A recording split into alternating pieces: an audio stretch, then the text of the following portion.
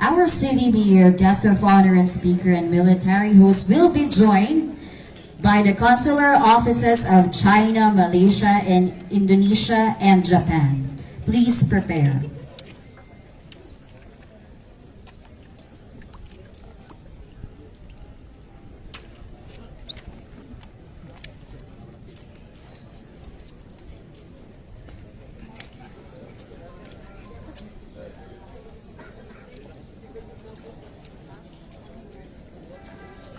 I would also like to request our Vice Mayor, J. Melchor Kitain, to join the photo opportunities.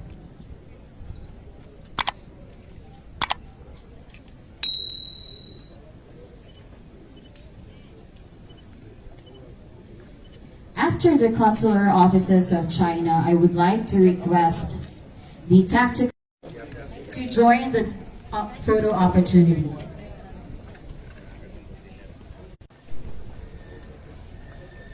And after the Tactical Operations Wing, I would like to request the Philippine Veterans Affairs Office and Veterans Federation of the Philippine Sons and Daughters Association to please prepare.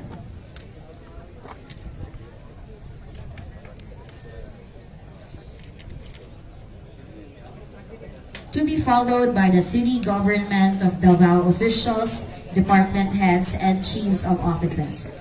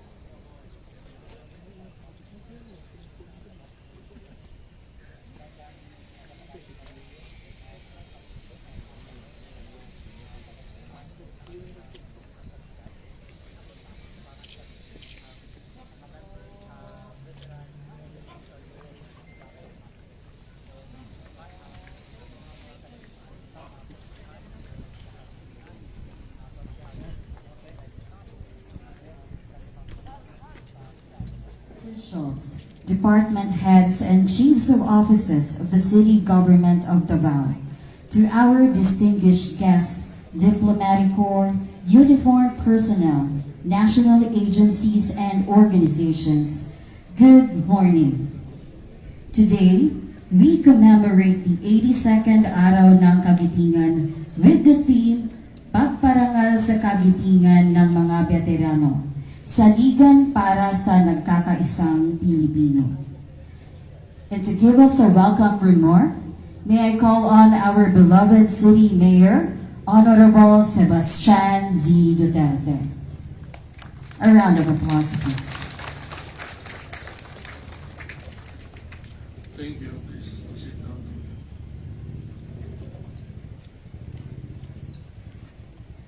Vice Mayor Jaimel Kagitingan Jr., Brigadier General Frederick Cutler, Philippine Air Force, Wing Commander, Tactical Operations, Wing Eastern Mindanao, Colonel Darin Comia, Commanding Officer, Task Force Davao, members of the Security Cluster, Philippine veterans, members of diplomatic corps, counselors, and department heads, and everybody that is here this morning. May buntag sa inyong tanan. To our fellow workers in government, military, and police personnel, our Filipino war veterans and their families. Ladies and gentlemen, may buntag. The City Government of Davao joins the entire Filipino community in commemorating the 82nd Araw ng Kagitingan with the theme, Pagpaparangal sa Kagitingan ng mga Beterano. Saligan para sa Nagkakaisang Pilipino. 82 years ago today, the Bataan Peninsula fell. And in the days that followed, more than 70,000 Filipino and American soldiers were forcibly transferred in what became known as the Bataan Death March. But so more than 16,000 succumbed to the exhaustion, heat, starvation, and abuse. Bataan may be miles away from us here in Mindanao, but the significance of the various battles of World War II and the horrors that they experienced must remain in our collective consciousness. And so today we remember the sacrifices of our fallen heroes and war veterans who displayed great valor and patriotism throughout the Second World War. Ngayong araw ng Kagitingan, parangalan natin ang ating mga veterano. Let us honor and thank them, for it is upon their sacrifices that we are able to enjoy our freedom today. Let their courage, their stories, the lives that they lived be the foundation upon which we hold our independence, our Constitution, and our right to create a better future today. We may no longer be enslaved by the shackles of foreign invaders, but we are all still fighting the battle against apathy, indifference, and forgetfulness. So let us use this 2024 observance of the Araw ng Kagitingan and the Philippine Veterans Week to instill the virtues of nationalism and patriotism in the younger generation.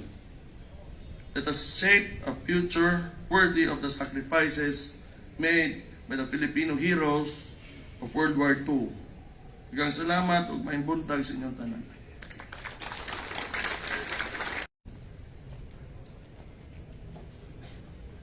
Thank you, Mayor, for your warm words of welcome. Pleasure that I introduce to you the guest of honor and speaker for our commemoration of the 82nd Araw ng Kagitingan. Our honored guest this morning is a proud Davaoenyo who graduated from the University of Mindanao. He is a seasoned pilot from the Philippine Air Force. And prior to his present assignment, he was the wing commander of the Tactical Operations Wing Southern Luzon. He also held positions as the director of the Air Force Safety Office, squadron commander of the 206th Tactical Helicopter Squadron, instructor pilot, and many others. He is a recipient of different awards, notable of which was his Golden Eagle Merit Medallion Award that he earned from his performance during the surgical mission conducted against the Abu Sayyaf group near Datupiang and Talayan in Maguindanao. And now, he is back in his hometown as he is currently serving as the wing commander of the Tactical Operations Wing Eastern Mindanao Command. Ladies and gentlemen, let us all welcome our guest of honor and speaker this morning, Brigadier General Frederick M. Cutler. A round of applause, please.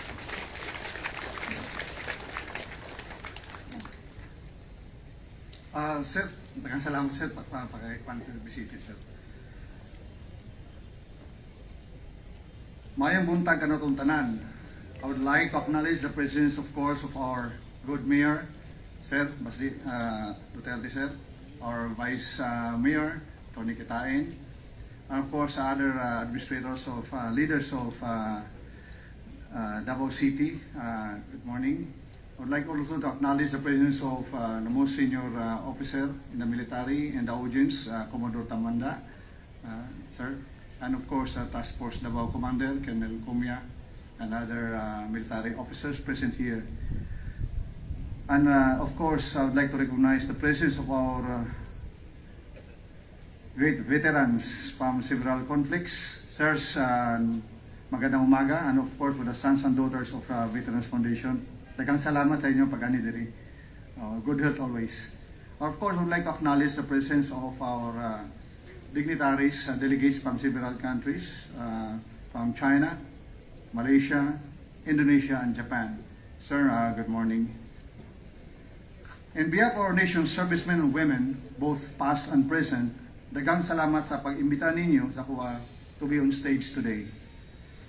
I am standing here today not to advocate anything, but with great humility and pride to give tribute to our unsung men of courage who stood up for our motherland with great sacrifice beyond the call of duty. Seeing and addressing our own veterans today in this 82nd celebration of the Day of Valor is truly humbling. As described by our good mayor in his remarks, it is full of sacrifices and should always be remembered by heart. As in the words of John F. Kennedy, as a tribute to those who serve our nation, and I quote, "As we express our gratitude, we must never forget that the highest appreciation is not to utter words, but to live by them," unquote. Our flag symbolizes our nation, proves the past huge sacrifices made by our ancestors.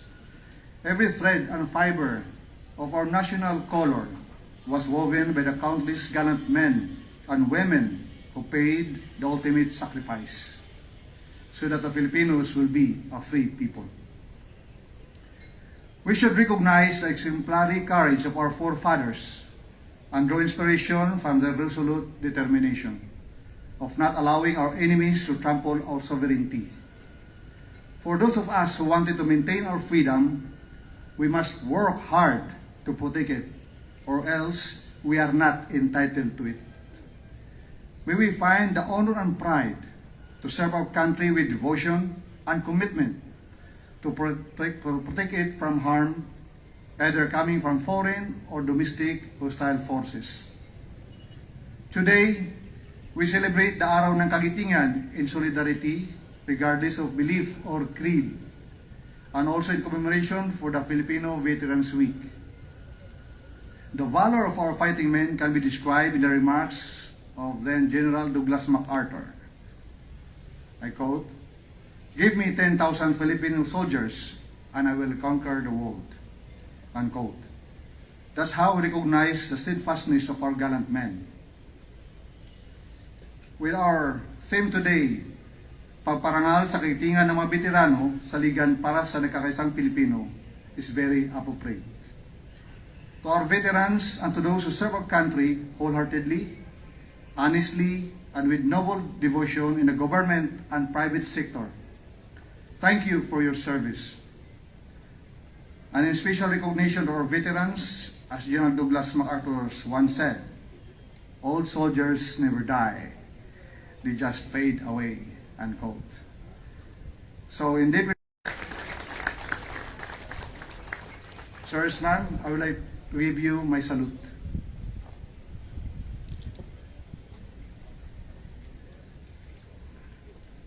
Thank you, sir. Be seated. As most people keep on saying, history repeats itself, but that is not entirely accurate. History doesn't repeat itself, but it is us, humans, who keep on repeating things because we refuse to accept and learn from the past. With that, we must ensure that the memories of those who fought to preserve our nation will inspire us, and the coming generation would learn and remember the past lessons in order to uphold the principles of freedom, liberty to all, and justice for which so many laid their lives. To our esteemed men and women of valor, our veterans, taos puso kami nagpapasalamat sa inyo. Ang inyong kabayanihan, sakripisyo at dedikasyon ay mananatili, alaalahanin at ipapamahagi sa mga susunod na henerasyon. This was also the same emphasis given by our good mayor in his remarks for the new generations, the next generations to remember what you have done.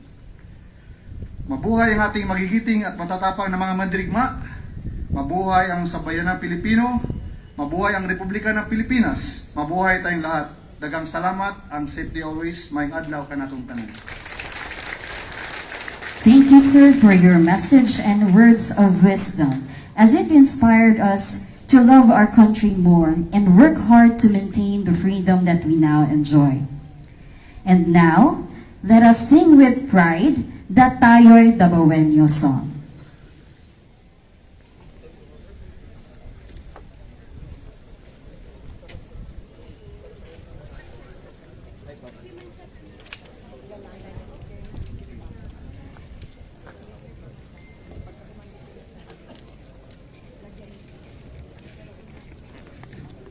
Our city mayor, guest of honor and speaker and military host will be joined by the consular offices of China, Malaysia, and Indonesia, and Japan. Please prepare.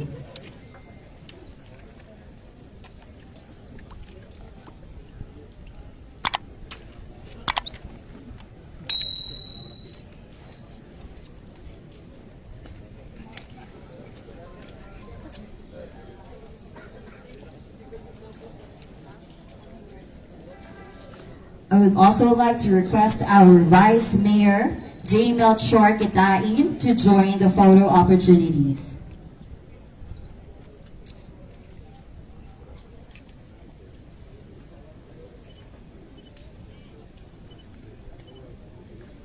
After the consular offices of China, I would like to request the tactical to join the photo opportunity.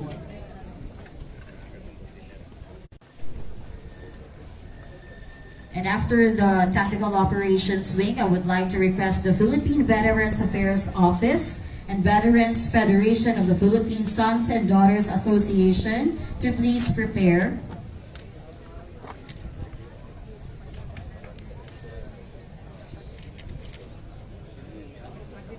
To be followed by the City Government of Davao officials, department heads, and chiefs of offices.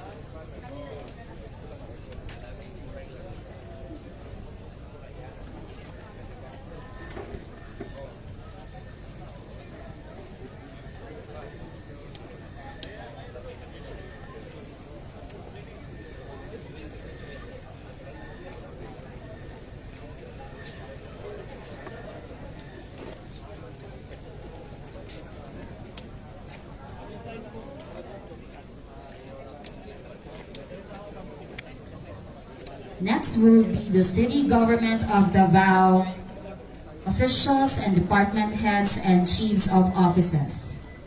They will be followed by our prayer leaders.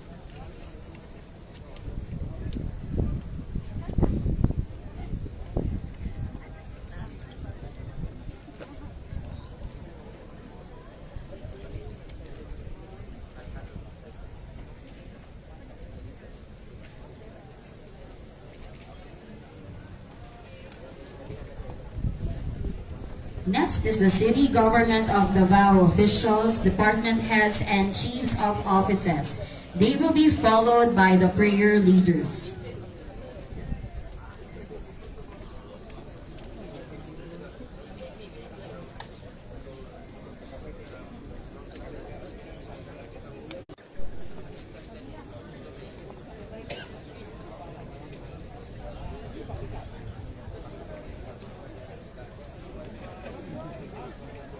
Of 10th Infantry Aguila Division.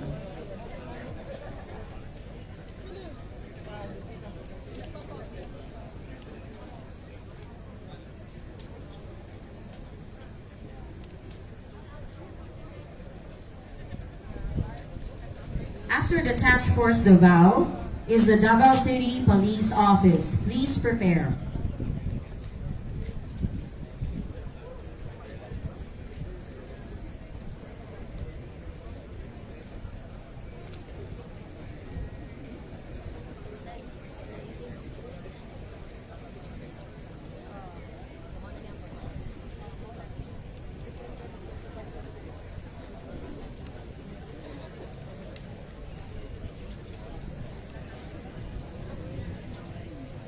After the Task Force Davao is the Davao City Police Office.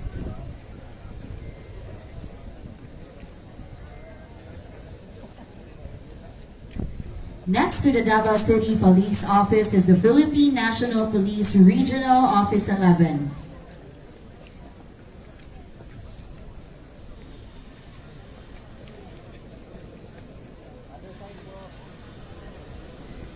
I would like to request the Philippine National Police Regional Office to join the Davao City Police Office for the photo opportunity. Thank you.